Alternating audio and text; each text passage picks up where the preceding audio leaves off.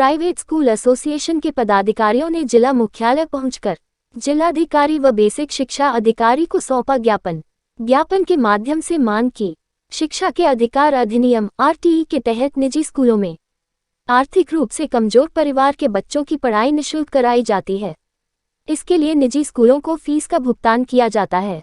निजी स्कूलों के 3 साल से फीस का भुगतान नहीं हुआ है। प्राइवेट स्कूल एसोसिएशन के पदाधिकारियों ने जिला मुख्यालय पहुंचकर ज्ञापन सौंप स्कूल संचालन में आ रही समस्याओं को अवगत कराया।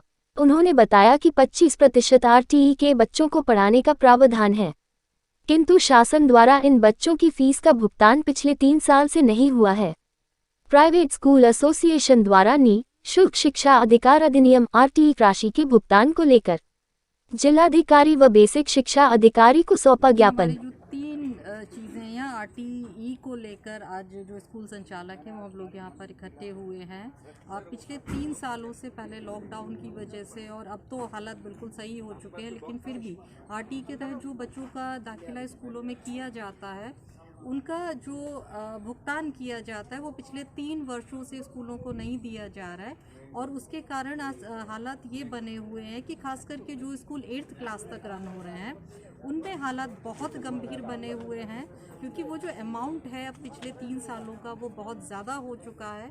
तो इन्हीं मांगों को लेकर हमारी एक बीएसए मैम से भी हमने डीएम सर को भी ज्ञापन दिया है कि हमारी जो स्कूलों की व्यवस्था है वो उसी प्रकार से चलती है, और अगर समय से उसका भुगतान ना किया जाए और बच्चों के पास सिलेबस नहीं है, यूनिफॉर्म नहीं है, तो वो एक शिक्षा जो है वो सुचारू रूप से नहीं चल पाती है। तो इन्हीं सब बातों को लेके आज हमने हमारी जो चीज़ें थी एक रिक्वेस्ट हमने की है, और बीएसए मैडम से भी और डीएम सर से भी ये आश्वासन मिला हुआ है, उन लोगों ने दिया है कि निश्चित तौर पे इस पर कुछ ना कुछ कार्रवाई अवश्य की जाएगी। एक बहुत ज़्यादा पीड़ा थी स्कूल संचालकों की कि आरटीई राइट टू एजुकेशन के तहत 25% बच्चों को, जो लगभग 6000 बच्चे विद्यालयों में संचालित हैं इस समय आरटीई के अंतर्गत, जिसके अंतर्गत उनको सिर्फ 5400 रुपये सरकार ने प्रतिबद्ध किया था कि 5400 रुपये प्रतिवर्ष वो सरकार की तरफ से स्कूलों को दिए जाएंगे।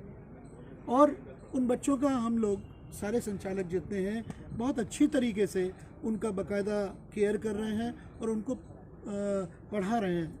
एक सभी नॉर्मल स्टूडेंट्स के साथ में उनकी शिक्षा बहुत अच्छी तरह से संपन्न की जा रही है। लेकिन कुछ ऐसे भी स्कूल हैं जो बिल्कुल ब्रेक इवन पॉइंट्स पे चल रहे हैं, जो बिल्कुल निम्न स्तर के हैं, उनका सभी का पिछले 3 साल से कोई भुगतान नहीं हुआ।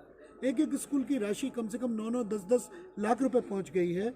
तो वैसे स्कूल जो बहुत मुश्किल से ब्रेक इवन पे मेंटेन करते हैं अपने स्कूलों को, उनके लिए अब सर्वाइव करना बहुत मुश्किल हो रहा है और स्कूलों में तालाबंदी की नौबत तक आ सकती है। इस समस्या को लेकर हम लोग आज डीएम साहब से मिले और डीएम साहब को अवगत कराया कि हमारे 3 पॉइंट्स थे।